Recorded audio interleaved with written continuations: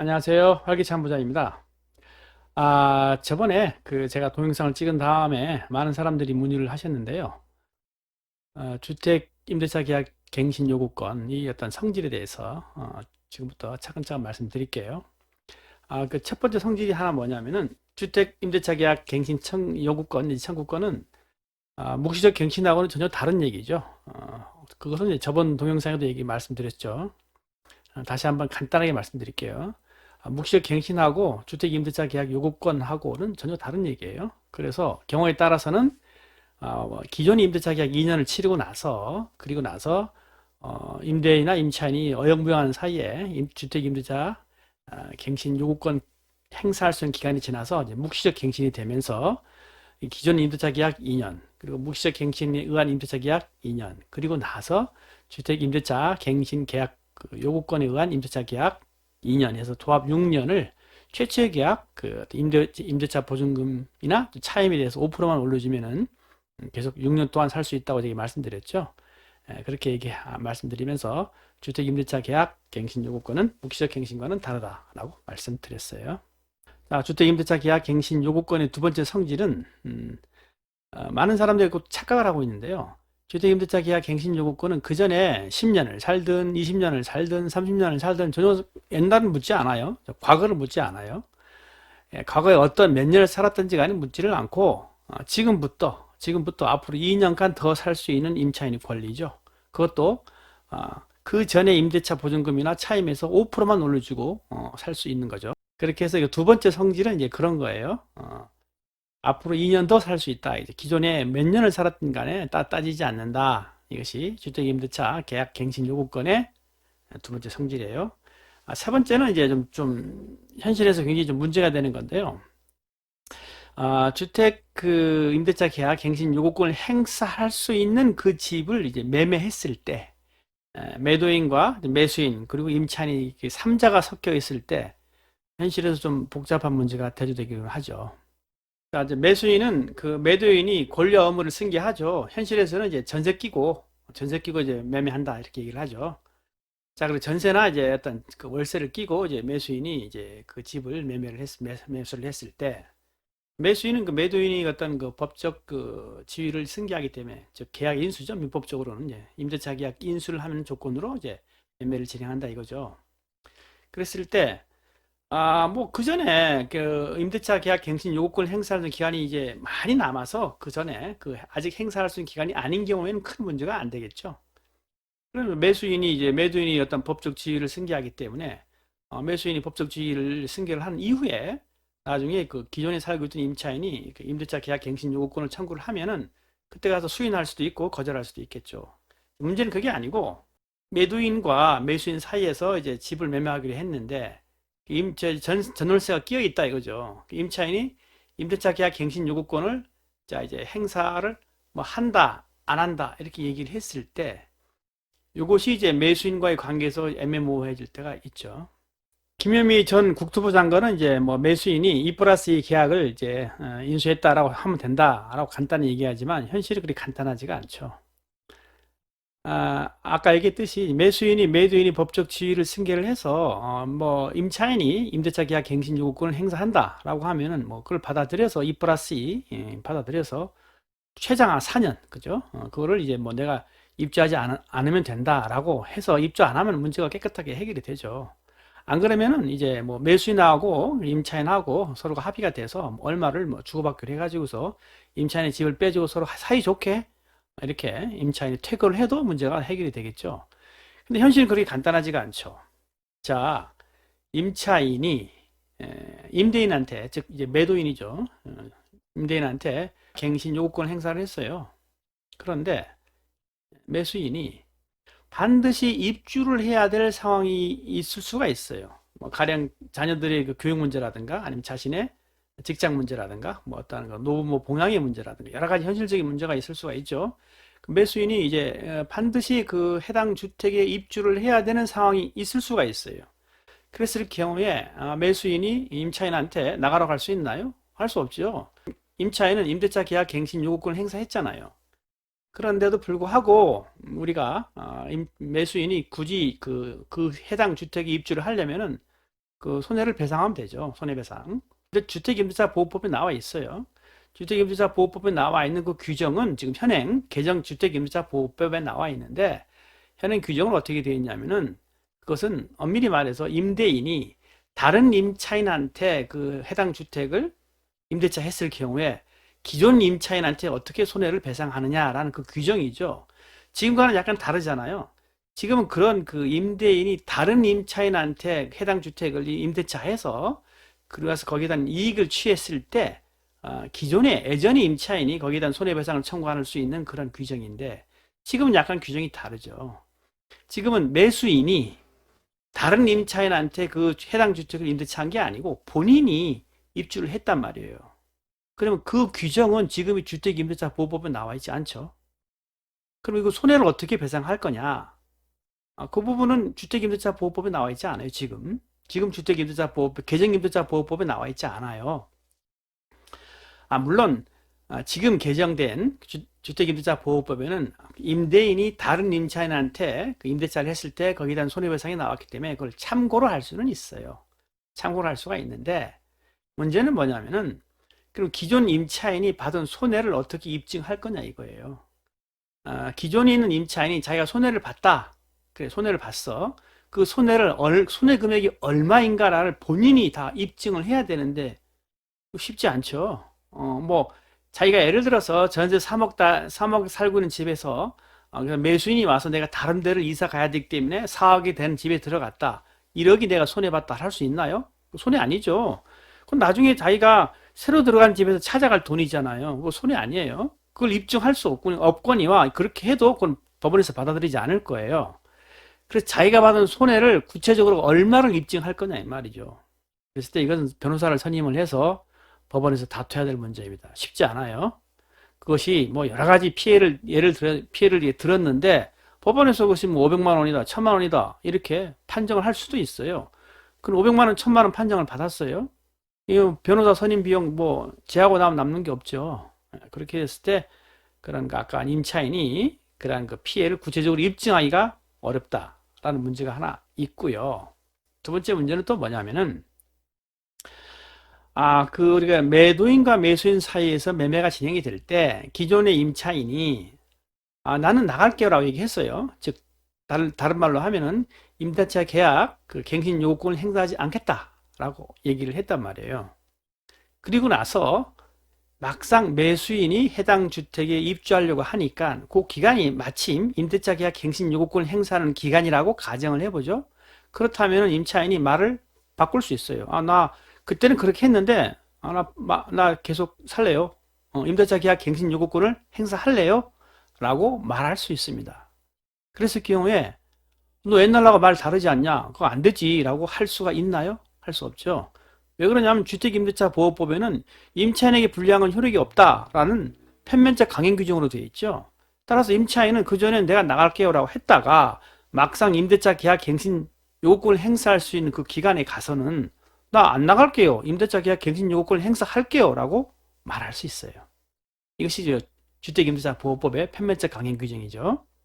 그렇기 때문에 임차인이 주택 임대차 계약 갱신권을 행사하거나 혹은 그때는 나갈게요 라고 했던 뜻이 말이 내가 알아볼게요 라고 말을 했지 내가 언제 내가 나가겠다 구체적으로 얘기를 했냐라고 살짝 말을 바꾸거나 아주 많이 변명을 했을 때 이랬을 경우에 어떻게 우리가 다툴 수 있겠냐 이 말이에요.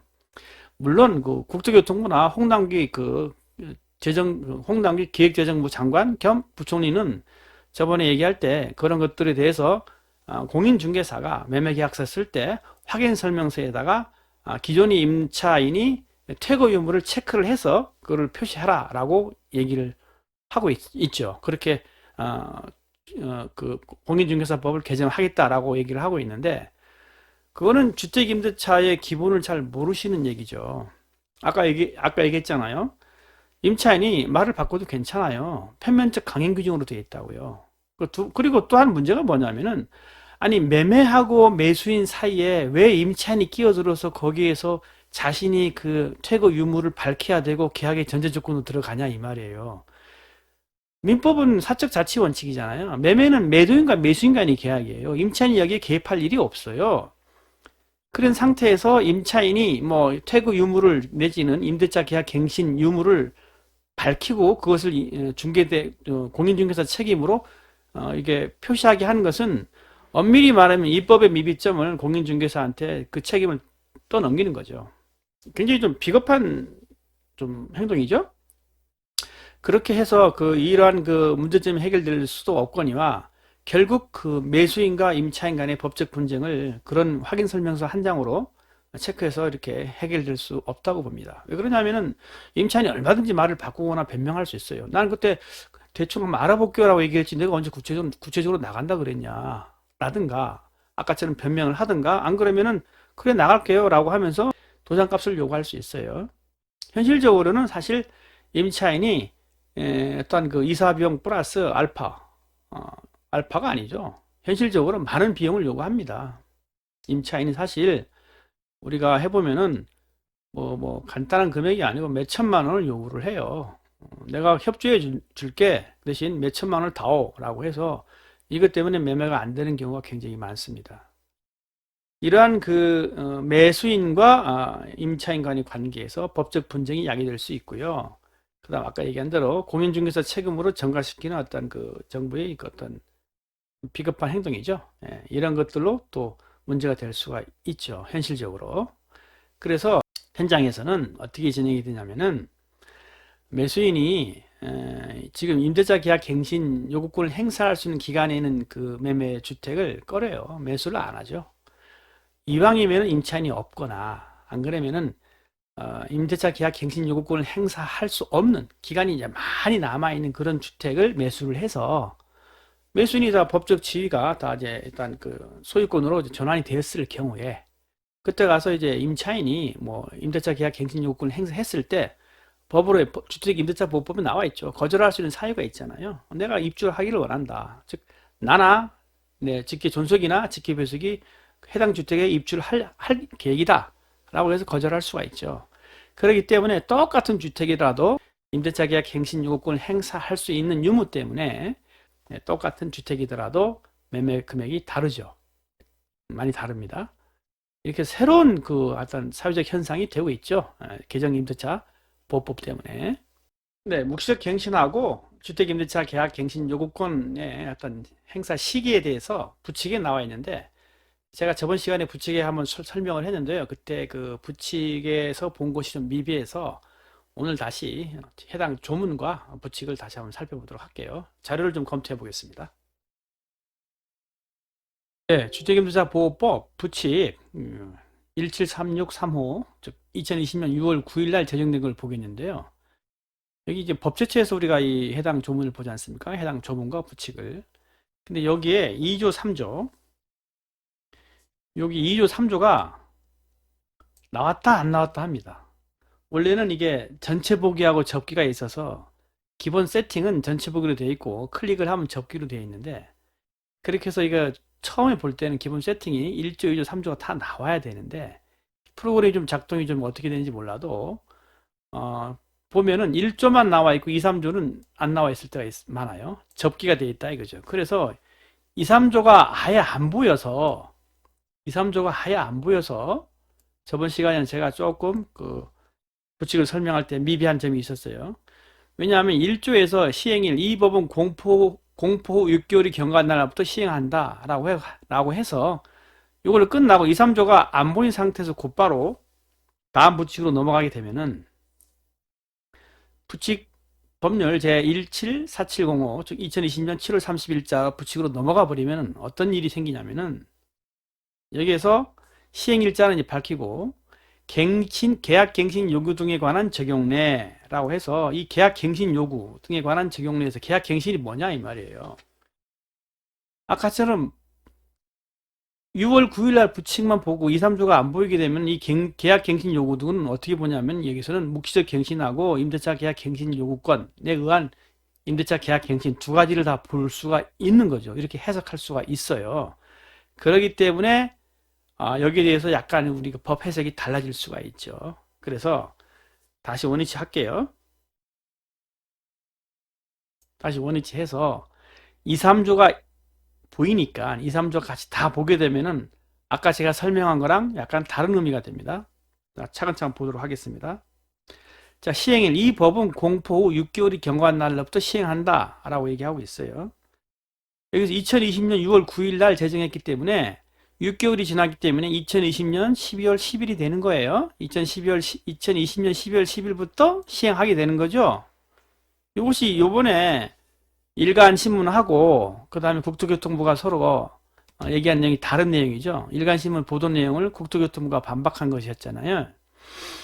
요 2, 3조 내용을 좀 신문에서도 안 보지 않았나 싶어요. 2, 3조가 안 나와 있어서. 그러니까 2, 3조를 보면은 그런 오해가 약간 해소될 수가 있죠. 2조를 보면은 계약 갱신에 관한 적용례라고 해서 6조 1항의 규정은 이 법 시행 후 최초로 체결되거나 갱신된 임대차부터 적용한다 라고 얘기되어 있습니다. 무슨 말이냐? 제6조 1항의 개정 규정은 6조 1항은 묵시적 갱신을 얘기하는 거예요. 묵시적 갱신. 좀 이따 6조 1항 다시 한번 살펴볼게요. 6조 1항은 묵시적 갱신이기 때문에 이 묵시적 갱신에 관계된 이러한 그 규정은 이 법 시행 후 최초로 체결되거나 갱신된 임대차부터 적용한다 라고 부칙에서 얘기하고 있는 거죠. 그렇기 때문에 임대차 계약 묵시적 갱신에서 임대차 계약 갱신 요구권을 행사할 수 있는 그 기간이 이 법 시행 후 최초로 체결되거나 갱신된 임대차부터 적용하기 때문에 2020년 12월 10일이 지나도 옛날의 계약에는 아무런 변동사항이 일어나지 않아요. 즉 신문에서 국내 일간 신문에서 보도한 거, 한겨레 신문 및 한국경제신문 및 몇 가지 그 국내 일간지에서 보도한 내용이 틀린 내용이 되는 거죠. 그러면은 그 국내 일간 신문은 여기에 대해서 정정 보도를 해야 되겠죠. 정정 보도를 해야 됩니다. 그래서 국토교통부 반박 자료가 맞게 되는 거예요. 왜? 여기 부칙 2020년 6월 9일 날 제정된 부칙 제2조에 의해서 그런 해석이 가능한 거죠. 그렇기 때문에 국토교통부 보도자료가 맞다라고 주장할 수도 있습니다. 그러면은 이제 부칙 제17470호 2020년 7월 31일 날 제정된 걸 보도록 할게요. 이 법은 공포한 날로부터 시행한다. 즉 7월 31일 날 제정한 그 주택임대차 보호법은 경과 규정이 없이 공포한 날부터 그냥 시행하는 거예요. 시행하고 제2조 계약 갱신 요구 등에 관한 적용 내에서 제6조의 3 및 제7조의 개정 규정은 이 법 시행 당시 존속 중인 임대차에 대해서 적용한다 라고 얘기하고 있어요. 6조의 3을 잠시 후에 보겠지만은 이 6조의 3은 임대차 계약 갱신 요구에 대한 그런 그 규정입니다. 그렇기 때문에 이 법을 요거를 해석해 보면은 부칙 2조를 해석하면은 즉 2020년 7월 31일 날 제정된 부칙 2조를 해석해 보면은 임대차 계약 갱신 요구권은 계속 기존에 있던 임대차에도 적용한다 이 말이에요. 그렇기 때문에 이것은 경과 규정 없이 곧바로 적용하는 거죠. 그래서 기존의 임대차 계약서를 작성했던 임차인들도 임대차 계약 갱신 요구권을 바로 적용할 수 있다 그 말이죠. 자, 그러다 보니까 문제가 어떤 일이 생기냐면 1항인도 불구하고 이 법 시행 전에 임대인이 갱신을 거절하고 제3자와 임대차 계약을 체결한 경우에는 이를 적용하지 아니한다. 즉 1항인도 불구하고 임대인이 갱신을 거절하고 제3자하고 임대차 계약을 체결해 버렸기 때문에 만일 이 상태에서도 제3자의 권리를 해하면 안 되기 때문에 해칠 수가 없기 때문에 이런 경우에는 임대차 계약 갱신 요구권을 행사할 수 없다라고 라는 규정을 넣은 거죠. 자, 그러면은 한 번 더 비교해 볼게요. 그러면은 2020년 2월 9일에 제정된 부칙과 2020년 7월 31일에 제정된 부칙 두 개를 한꺼번에 볼게요. 여기 2020년 6월 9일 날 제정된 부칙 제2조의 계약 갱신은 어떻게 해석할 수 있냐?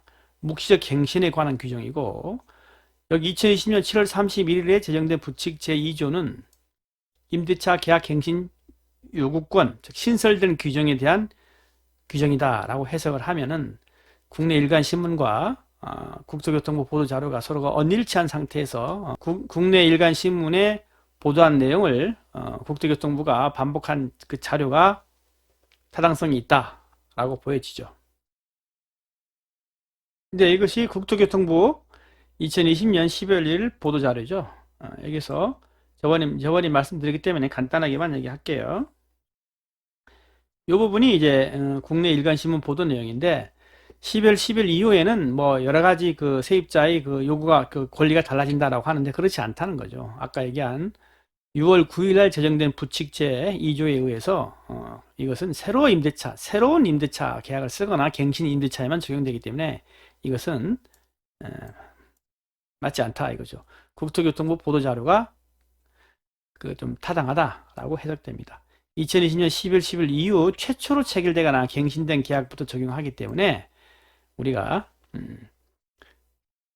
묵시적 갱신 제도도 마찬가지로 이렇게 적용이 되기 때문에 2020년 12월 10일 이후부터 체결되는 계약이거나 2020년 12월 10일부터 갱신되는 그 계약에 한해서만 임대차 계약 갱신 요구권 행사 기간이 6개월 전부터 1개월 사이에서 6개월 전부터 2개월로 연장되는 거죠. 예, 그렇게 바뀌는 거죠. 그 규정을 생각하시면 되겠습니다.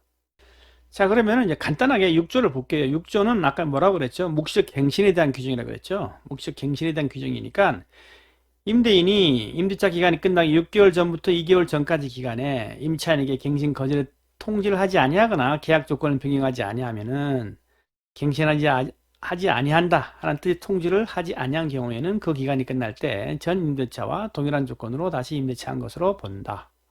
임차인이 임대차 기간이 끝나기 2개월 전까지 통지하지 아니한 경우에도 또한 같다. 라고 해서 이것은 묵시적 갱신을 얘기하고 있습니다.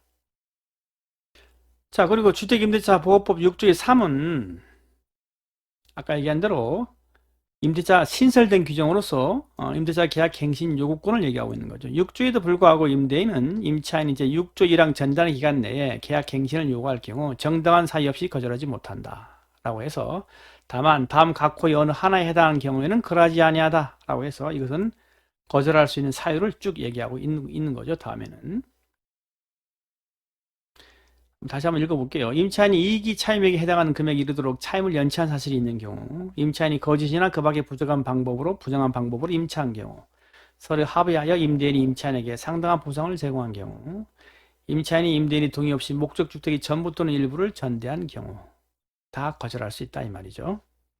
임차인이 임차한 주택의 전부 또는 일부를 고의나 중대한 가설로 파손한 경우 또는 임차한 주택의 전부 또는 일부가 멸실되어 임대차의 목적을 달성하지 못할 경우 임대인이 다음 항목의 어느 하나에 해당하는 사유로 목적주택의 전부 또는 대부분을 철거하거나 재건축하기 위하여 목적주택의 점유를 회복할 필요가 있는 경우 가목은 임대차 계약 체결 당시 공사 시기 및 소유기간 등을 포함한 철거 또는 재건축 계획을 임차인에게 구체적으로 고지하고 그 계획에 따르는 경우 나목은 건물이 노후, 훼손 또는 일부 멸실되는 등 안전사고의 우려가 있는 경우 그리고 다목은 다른 법령에 따라 철거 또는 재건축이 이루어지는 경우에는 어떻게 한다고요?